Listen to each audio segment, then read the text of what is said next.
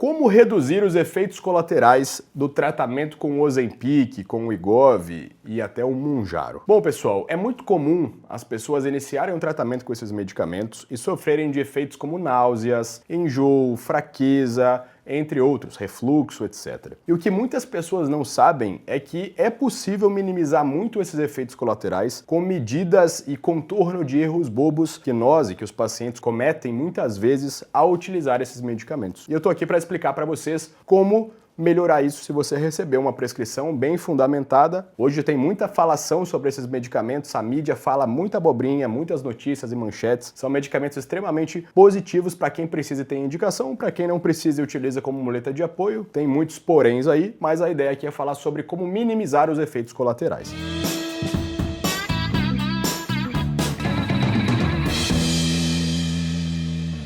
Bom, qual que é o principal efeito colateral então? Náusea e enjoo. Esse efeito muitas vezes ele vai atrapalhar até outros aspectos que também são positivos para o processo de emagrecimento. Se você pensa, por exemplo, que você quer praticar atividade física, na verdade você deve praticar atividade física para contribuir para o déficit calórico, mais às custas do exercício do que ficar privando da alimentação, e se você está mais nauseado, mais fraco, isso acaba piorando ou tirando a sua vontade de fazer o exercício, isso vai acabar ali prejudicando o tratamento como um todo. Isso cabe ao médico. Eu, por exemplo, quando eu vou fazer um tratamento, eu tenho que ler muito bem o cenário do paciente para eu não prescrever de início uma dose muito alta. O processo de emagrecimento é algo gradual, a não ser que eu tenha um caso muito extremo de obesidade com muito risco. Mas gradual é melhor que você consiga fazer um processo gradual, é melhor para que você consiga fazer com que o paciente tenha adesão também à atividade física e não fique com um processo tão sofrível. Agora, tirando a parte médica, o que você, como paciente, ou você como médico que vai orientar um paciente seu, pode fazer? Número 1, entendendo o princípio, o mecanismo de ação da semaglutida, que é a substância do Ozempic, a gente entende que ela age reduzindo o esvaziamento gástrico, ou seja, eu consumo um alimento, esse alimento cai no meu estômago, passa pelo meu esôfago e ele tem que seguir para o resto do intestino. A velocidade do esvaziamento gástrico ela é reduzida quando eu estou usando esse medicamento, só que esse efeito ele tem algumas observações. Ele dura cerca de 3 meses, 12, 15 semanas, e depois ele tende a ficar um pouco mais tranquilo. E aí que entra erros comuns dos pacientes. Muitos pacientes às vezes começam a fazer uso dos medicamentos e não fazem uso com consistência. Aplica uma semana, na outra semana esquece, depois volta a usar. Se você não faz esse uso regular do medicamento, você acaba perdendo a adaptação que o seu corpo cria e você acaba ficando com náuseas quando você começa a usar de novo o medicamento. Pode parecer uma coisa boba, mas tem muitos pacientes, muitas pessoas que fazem isso. Um outro ponto que vai ajudar nas náuseas e no enjoo no início do tratamento, que ainda tem um fundamento nessa questão do esvaziamento gástrico, é como você vai consumir as suas refeições. Como o medicamento já automaticamente tira um pouco o seu apetite, aumenta a sua saciedade, você acaba às vezes comendo menos vezes ao dia. Aí quando você vai comer, você acaba comendo um pouquinho mais de volume do que o habitual. Então, uma orientação simples, mas extremamente efetiva, é você fracionar as suas refeições. No caso, sim, um paciente utilizando o Ozempic, o Wegovy, o Mounjaro, você fazer uma dieta com pequenas porções e mais frequentes facilita com que você não tenha tanta distensão gástrica e que você consiga digerir melhor os alimentos com menos risco de sofrer refluxo, entre outros sintomas chatos. Inclusive, você acaba também ficando com menos volume alimentar ali no estômago, que acaba aumentando a concentração da circulação no trato gastrointestinal, e você evita às vezes ou reduz um pouco esses sinais, assim, esses sintomas, na verdade, de fraqueza e coisas do tipo. Então, fracionar em pequenas porções as refeições é algo crucial para reduzir os efeitos colaterais do Ozempic e do Wegovy. Um outro ponto importante entra sobre o consumo de alguns alimentos específicos. Eu acabei de falar para vocês que o nosso esôfago, tá, que vai ser esse trajeto que a gente vai ter aqui entre a boca e o estômago, de forma mais simples, ele tem um esfíncter que cuida da abertura. Quando esse esfíncter está mais relaxado, o esfíncter inferior esofágico, eu tenho uma possibilidade maior do que está no estômago regurgitar para o esôfago. Por isso que a gente chama de refluxo gastroesofágico. E algumas substâncias dos alimentos podem favorecer com que esse refluxo ocorra. A cafeína, na verdade não só a cafeína, o café preto por outras substâncias além da cafeína podem favorecer um pouquinho esse refluxo para pessoas mais sensíveis. O uso de alguns edulcorantes, alguns flavorizantes, às vezes inocentes, que estão, por exemplo, em um whey protein ou em algum outro suplemento, alguma outra coisa,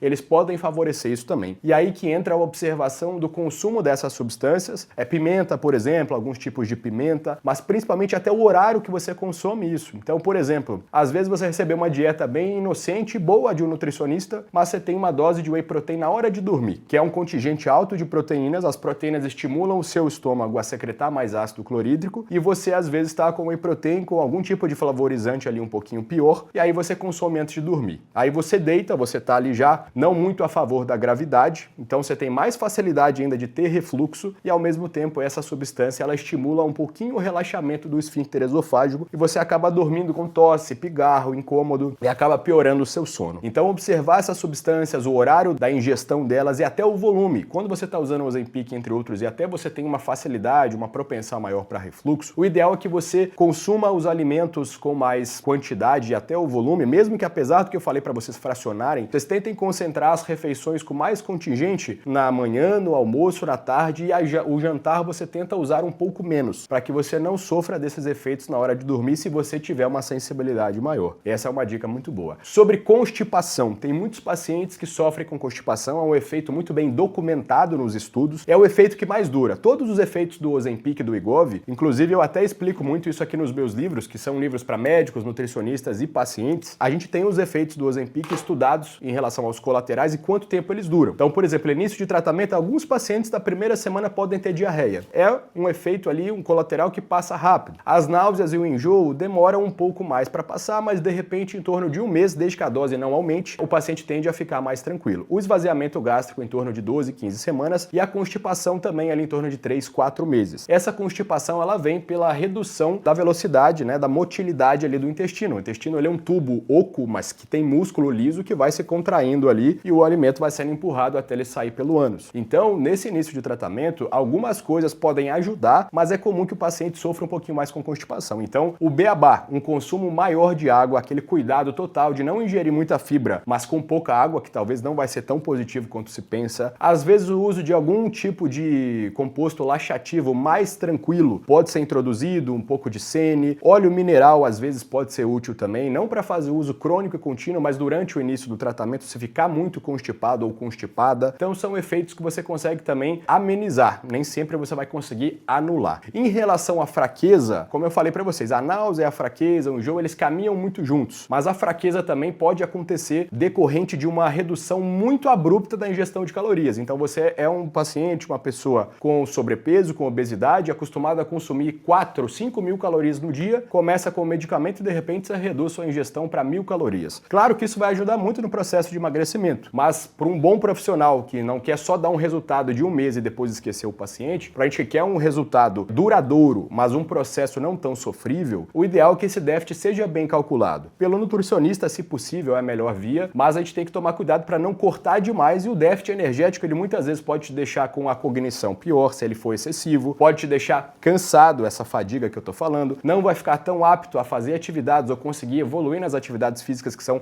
aliados muito bons para a perda de peso. Então, é essa visão, por mais que ela até pareça simples, eu trazendo aqui para vocês, que a grande maioria dos pacientes não faça. A grande maioria das pessoas simplesmente recebe a prescrição, começa a usar e esquece desses pontos que são cruciais para que o tratamento tenha sucesso. Então, eu espero que com esse vídeo eu possa ajudar vocês. Envie esse vídeo para algum amigo, parente, paciente, alguém que esteja usando e precise rever tudo isso que eu falei, vai ajudar muito. E se você gostou, se inscreva aqui no canal se não estiver inscrito ainda, deixa aquele joinha. Um grande abraço e até o próximo vídeo.